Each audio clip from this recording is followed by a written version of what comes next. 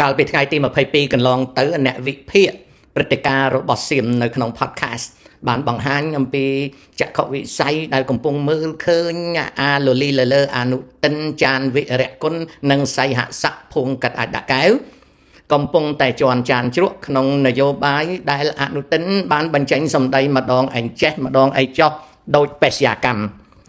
អ្នកវិភាគនៅក្នុងទីនោះកាលពីថ្ងៃទី22កក្កដាកន្លងទៅនេះបាននិយាយថា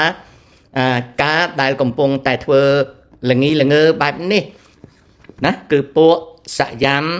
បានមើលស្រាលទស្សនវិជ្ជាកម្ពុជាហើយនៅក្នុងបរិបទនេះអនុទិនដែលអ្នកវិភាគចង់និយាយថាជាអាយ៉ងរបស់ពួកជ្រុលនិយមគឺកំពុងតែដើរទៅ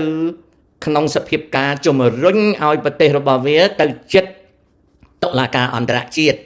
ទាំង ICC និង ICJ ទោះបីជាវាប្រឹងប្រកែកយ៉ាងណាក៏ដោយក៏អ្វីដែលវាបានធ្វើមិនជួយឲ្យមានប្រយោជន៍ដល់ប្រទេសវាឡើយអ្នកវិភាគកាលពីថ្ងៃទី22ខែកក្កដាចង្អុលបង្ហាញអំពីសម្ដីអណ្ដាតប្រែក